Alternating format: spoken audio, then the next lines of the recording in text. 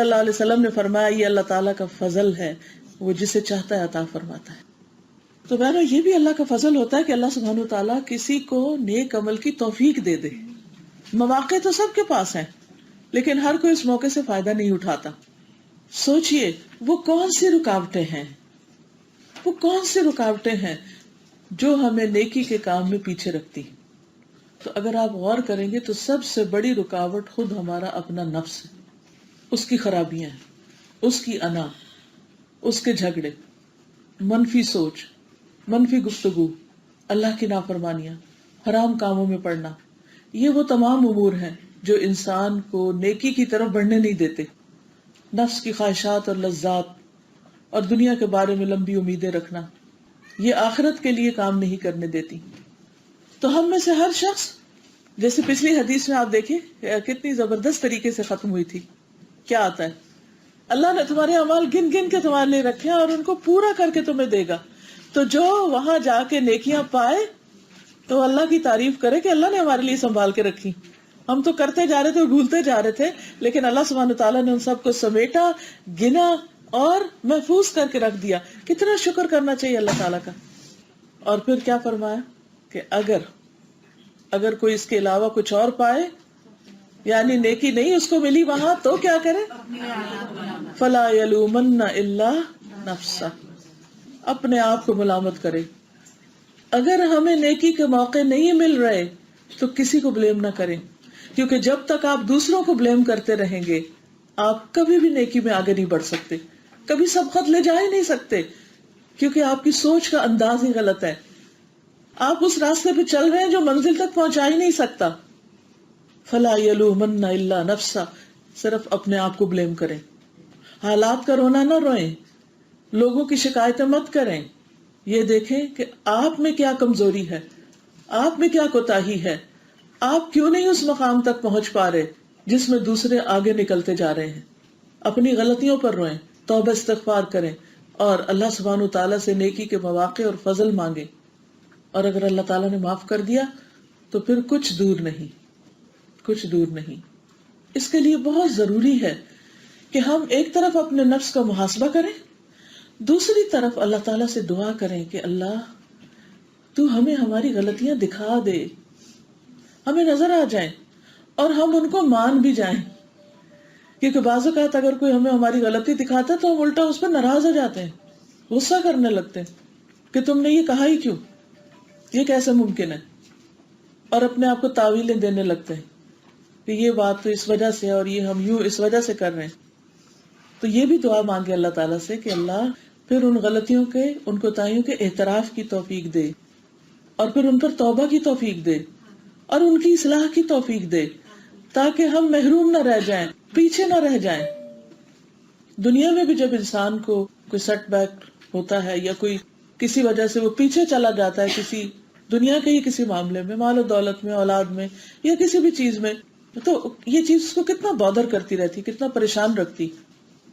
لیکن یہ تو چند دن کی بات ہے نا. آپ نے دیکھا ہوگا کبھی ہم ایک مسئلے میں پریشان ہوتے ہیں، پھر وہ حل ہو جاتا ہے تو دوسرے میں ہونے لگتے ہیں، تو تیسرے میں. دنیا کا سلسلہ اور نظام تو ایسا چلتا ہی رہے گا.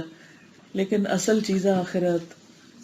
یہاں تو اگر پیچھے رہ بھی جائیں تو تھوڑی اور پش دے کے ہم آگے بڑھ جاتے ہیں، لیکن آخرت میں تو کوئی پیچھے رہ گیا تو اسے کوئی چیز آگے نہیں کر سکتی، وہی ملے گا جو کر کے بھیجا ہوگا. تو اس لیے ہمیشہ نیکیوں کے لیے حریص رہنا چاہیے، جیسے صحابہ کرام نیکیوں کے لیے حریص تھے، شوق رکھتے تھے. اور یہاں پر جو وہ نبی صلی اللہ علیہ وسلم کے پاس مل کر آئے اپنے مسئلے کے حل کے لیے، تو ان کا مقصد حسد کرنا نہیں تھا اہل مال سے. اس سے صحابہ کرام کی خوبی پتہ چلتی تھی کہ مال ان کے نزدیک کوئی بڑی اہمیت نہیں رکھتا تھا. انہوں نے یہ نہیں کہا کہ یا رسول اللہ صلی اللہ علیہ وسلم کچھ لوگ تو اتنے مالدار ہیں اور وہ تو ایسا ایسا کر رہے ہیں، ہمیں کوئی نسخہ بتائیے کہ ہم بھی مالدار ہو جائیں، اوور نائٹ ہم بھی کوئی کروڑ پتی ہو جائیں. ایسا کچھ نہیں انہوں نے پوچھا. انہوں نے پتا تھا یہاں اگر بلینئر بھی ہو گئے تو سب کچھ ادھر ہی چھوڑ کے جانا ہے نا. سو واٹ اگر اسے خیر کے کام میں نہیں لگایا. نہ انہیں اللہ کی تقدیر پر کوئی اعتراض تھا کہ ان کو کیوں مل گیا، ہمیں وجہ بتائی جائے، ایسا بھی نہیں. ان کا فوکس کیا تھا، فوکل پوائنٹ آپ دیکھیں، ان کی عقل مندی کیا تھی، سمجھداری کیا تھی کہ پھر ہم کس طرح نیکی کمائیں، ہمیں کوئی طریقہ بتا دیا جائے کہ ہم بھی اس درجے کو پہنچے. ان کا مطلوب اور ان کا مقصود کیا تھا؟ جنت کے اعلیٰ درجات، کہ وہاں تک پہنچنے کا طریقہ بتا دے، whether it is through مال اور something else، کہ اصل میں تو جانا وہاں چاہتے ہیں، اس کا شوق ہے۔ عزیز بہنوں، سوچئے ہمیں کس چیز کا شوق ہے، ہماری تڑپ کیا ہے، ہم کہاں پہنچے، ترقی کے کس مقام کو، کس درجے کو، کس ہائٹ کو، کس بلندی کو، اور کس چیز میں، چند دن کی ہے یا ہمیشہ رہنے والی۔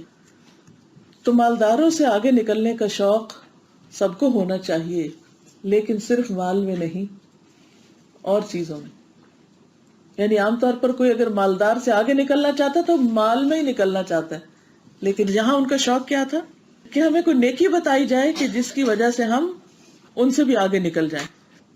نیکیوں میں آگے نکلنے کا حکم ہمیں دیا گیا ہے قرآن مجید میں۔ آپ دیکھیے سورۃ البقرہ آیت نمبر 148 میں اللہ سبحانہ وتعالیٰ فرماتے ہیں فاستبقوا الخیرات، فاستبقوا الخیرات، نیکیوں میں ایک دوسرے سے آگے بڑھو، یہ اللہ کا حکم ہے۔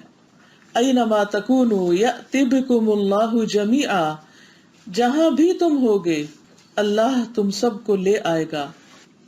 ان اللہ علی کل شیء قدیر، بے شک اللہ تعالیٰ ہر چیز پر پوری طرح قادر ہے۔ لشیء قدیر، ہر شخص کا کوئی نہ کوئی سینٹر آف لائف ہوتا ہے جس کے لیے وہ دوڑتا ہے، اور جو اس کی زندگی کا مرکزی نقطہ اس کو مسلسل حرکت کرنے پہ مجبور کرتا ہے۔ جیسے ستارے سیارے ایک سینٹر کے گرد گھومتے ہیں، ایون ایک چھوٹا سا سیل جو ہے اس کے اندر بھی ایک نیوکلس ہوتا ہے، مرکزی نقطہ ہوتا ہے۔ تو ہر شخص کی زندگی میں بھی ایک مرکزی نقطہ ہوتا ہے جس کے گرد اس کی ساری ایفرٹس گھومتی ہیں۔ تو ہم سب کو بھی سوچنا چاہیے کہ وہ کیا ہے جس کے لیے ہم دوڑ رہے ہیں۔ کیا واقعی وہ فاستبقوا الخیرات ہے؟ کیونکہ ہم کہیں بھی دوڑ رہے ہوں گے، اینما تکونوا یأتی بکم اللہ جمیعا، اللہ تم سب کو سمیٹ لے گا، اکٹھا کر لے گا، واپسی اس کی طرف ہے۔ تو اس لیے سوچو۔ سورۃ الحدید کی آیت نمبر 21 میں اللہ تعالیٰ فرماتے ہیں سابقوا الی مغفرۃ من ربکم وجنۃ عرضها كعرض السماء والارض اعدت للذین آمنوا باللہ ورسلہ ذلك فضل اللہ یؤتیہ من یشاء واللہ ذو الفضل العظیم۔ اپنے رب کی بخشش اور اس کی جنت کی طرف ایک دوسرے سے آگے بڑھو۔ تو دوڑنے کا مقام کیا ہونا چاہیے، کیا فوکل پوائنٹ ہونا چاہیے؟ بخشش اور جنت، جس کی چوڑائی آسمانوں اور زمین کی چوڑائی کی طرح ہے۔ وہ ان لوگوں کے لیے تیار کی گئی ہے جو اللہ اور اس کے رسولوں پر ایمان لائے۔ یہ اللہ کا فضل ہے، وہ اسی کو دیتا ہے جسے وہ چاہتا ہے، اور اللہ بہت بڑے فضل والا ہے۔ یعنی اللہ سبحانہ وتعالیٰ کے پاس تو سب کچھ ہے، لیکن اصل بات یہ کہ ہم کیا چاہتے ہیں، ہم کیا مانگتے ہیں۔ اگر ہماری طلب ہوگی نیکیوں میں بڑھنے، جسمانی طاقت ہو یا جوانی ہو یا زندگی ہو، یہ وقت ہو، انرجی ہو، ذہنی طاقت ہو، ذہانت ہو، کوئی بھی جو بلیسنگ ہے ہم پر اللہ سبحانہ وتعالیٰ کی، وہ صرف ایک سرٹن پیریڈ آف ٹائم کے لیے، اور اس کے بعد وہ آہستہ آہستہ آہستہ یا ایک دم واپس لے لی جاتی۔ اس لیے پھر اپنا جائزہ لیجئے، اس وقت آپ کے پاس کیا ہے جس کو آپ میکسیمم اللہ سبحانہ وتعالیٰ کے راستے میں لگا سکتے ہیں، بخشش اور جنت کے حصول میں لگا سکتے ہیں۔ کون سی وہ نعمت ہے جو ابھی تک آپ کے پاس باقی، وہ کون سے وسائل ہیں، وہ کون سے ذرائع ہیں، اور اگر آپ اس کے لیے کوشش کریں گے تو اللہ سبحانہ وتعالیٰ بھی اپنا فضل آپ پر کرے گا اور وہ آپ کو مواقع دے گا۔ لیکن اگر انسان خود نہ چاہے تو اللہ تعالیٰ زبردستی کسی کو بھی نہیں دیتا۔ لیکن جیسا آپ جانتے ہیں کہ دوڑ لگانے کے لیے، اوپر چڑھنے کے لیے ہمیشہ ایفرٹ لگانی پڑتی ہے، چاہے گاڑی دوڑانی، چاہے آپ نے پہاڑ ماؤنٹین کلائمبنگ کرنی، چاہے آپ نے فزیکلی دوڑنا ہو یا ذہنی دوڑ ہو یا پیسے کے ساتھ نیکی کے کاموں میں دوڑنا ہو، کچھ بھی کرنا ہو یا علم کے راستے میں دوڑنا ہو، ہر چیز کے لیے آپ کو محنت کرنی پڑے گی۔ اس دنیا میں کچھ بھی فری نہیں ملتا، ہر چیز کے لیے کوشش کرنی پڑتی ہے، محنت کرنی پڑتی۔ تو ہمیں سوچنا یہ چاہیے کہ ہم دوڑنے کے لیے کتنا تیار ہیں، اس مشقت کے لیے کتنا تیار ہیں، کتنی محنت کرتے ہیں، کیا قربان کرنا چاہتے ہیں۔ کیونکہ یہ بھی یاد رکھیے، اب دوڑ کو امیجن کیجئے کہ دوڑ کے وقت فالتو مال سب نیچے اتار کے رکھنا پڑتا ہے، فالتو چیزیں۔ مثلا اگر آپ دوڑنا چاہتے ہیں تو آپ نے اگر کچھ بوجھ اٹھائے ہوئے ہیں یا آپ کا وزن زیادہ ہے تو پہلے اسے اتارنا پڑے گا، ورنہ وہ دوڑنا آپ کے لیے ڈینجرس ہو جائے گا، آپ راستے میں گر پڑیں گے۔ جب بھی کبھی تیز بھاگنا ہو تو آپ کیا کرتے ہیں؟ حتیٰ کہ ایکسٹرا کپڑے بھی اتار کے رکھ دیتے ہیں, بس بیئر منیمم پہنتے ہیں تاکہ وہ بھی بوجھ نہ ہو اور آپ ہلکے پھلکے ہوں اور پھر آپ دوڑ سکیں. تو اس کا مطلب یہ ہے کہ جب آپ ایک خاص ڈائریکشن میں دوڑیں گے تو آپ کو ایک تو پوری توجہ اس کی طرف کرنی ہوگی اور دوسری طرفوں سے نظر ہٹانی ہوگی. پھر یہ کہ جو فالتو فضول بیکار قسم کے کام آپ کر رہے ہیں ان کو چھوڑنا ہوگا. انسان ایک وقت میں کئی کشتیوں میں اکٹھا نہیں بیٹھ سکتا.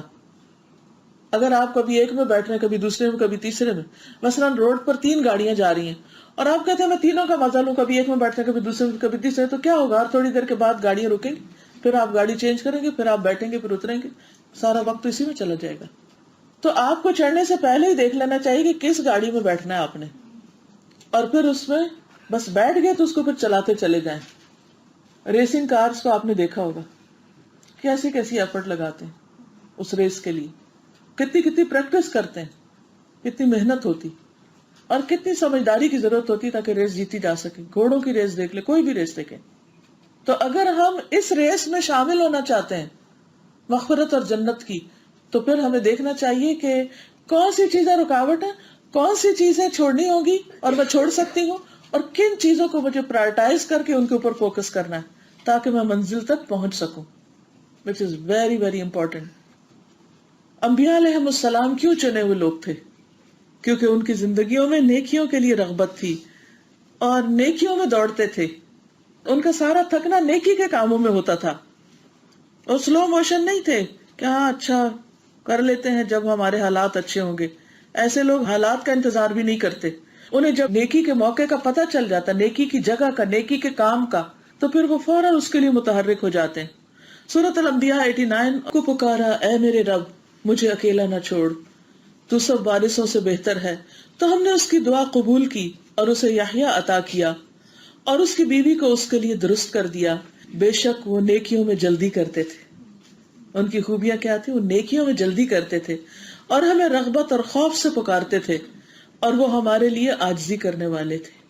کانوا لنا خاشعین, یعنی جو عاجز مزاج ہوتا ہے, جو جھکنے والا ہوتا ہے, وہی دوڑتا ہے.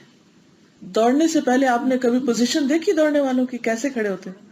ایسے تھوڑی کھڑے ہوتے, اکڑ کے, الرٹ, پوری طرح فوکسڈ, اور کان لگا کے کہ ادھر سے سیٹی بجے تو ادھر دوڑ پڑے, ادھر ادھر نہیں دیکھ رہے ہوتے. لیکن یہ خوبی صرف انبیاء کے ساتھ نہیں تھی. نبی صلی اللہ علیہ وسلم نے فرمایا میری امت کے ہر دور میں سابقون ہوں گے, فالسابقون السابقون اولئک المقربون, اور یہی دوڑتے دوڑتے دراصل اللہ کا قرب حاصل کر لیں گے, جس سے آگے کوئی خوشی ہے ہی نہیں, کوئی سکون اور اطمینان ہے ہی نہیں, اور اس سے بڑی کوئی خوش قسمتی بھی نہیں. تو اس لیے ہمت نہ ہاریے کہ او نو, وہ تو پہلے دور کے لوگ تھے اور ان کے پاس تو بڑا ماحول تھا اور بہت مواقع تھے اور ہم کچھ نہیں کر سکتے. نہیں, ایک تو یہ منفی سوچ نکالی کہ ہم کچھ کر نہیں سکتے. سب کچھ کر سکتے ہیں, بس یہ کہ اس کی قیمت دینے والے بنے. سب کچھ ہو سکتا ہے لیکن اس کے لیے جو مطلوبہ ایفرٹ ہے وہ ہم لگائیں. بہت سے لوگ بلند منزلوں اور بڑے درجوں کا شوق رکھتے ہیں دنیاوی اعتبار سے بھی, لیکن اگر وہ اپنی بات میں سچے ہوتے ہیں تو پھر اس کے بعد کیا کرتے ہیں؟ لگ جاتے ہیں نا. کوئی اگر یہ کہے کہ میں دنیا کا نمبر 1 میڈیکل اسپیشلسٹ بن جاؤں جیسے کڈنیز میں, تو کیا کرے گا؟ وہ صرف ڈریم دیکھے گا, سویا رہے گا کیونکہ اور ڈریم دیکھوں نہیں, پھر وہ ہر طریقہ اختیار کرے گا جس سے وہ اپنی منزل تک پہنچ سکے. تو ویژنریز ایسے ہی ہوتے ہیں نا کہ جو اپنے لیے گول سیٹ کرتے ہیں اور پھر اس کے لیے اتنی محنت کرتے ہیں, اس مقام تک پہنچنے کی قیمت دیتے ہیں. قیمت سے مراد صرف پیسے نہیں ہوتے, قیمت سے مراد مطلوبہ ایفرٹ. آپ دیکھیں ہم میں سے ہر شخص جب حضرت ابوبکر کا حال پڑھتا ہے اور ان کا درجہ جانتا ہے, پھر حضرت عمر کا, پھر حضرت علی رضی اللہ تعالیٰ, حضرت عثمان, سارے صحابہ کا, صحابیات کا, تو ہم میں سے ہر ایک تمنا کرتا ہے کاش میں وہ ہوں, کاش میرا بچہ ایسا ہو, کاش ایسا ہو. لیکن انہوں نے جو قربانیاں کی, انہوں نے جو کوششیں کی, کیا ہم وہ کرنے کو تیار ہیں؟ جو کچھ انہوں نے اللہ کے راستے میں دیا کیا ہم بھی دینے کو تیار ہیں؟ ادھر ہمارا دھیان ہی نہیں جاتا. ہم صرف تمنائیں اور آرزویں کرتے ہیں. تو کوئی کام صرف تمنائیں کرنے سے تو نہیں آتا.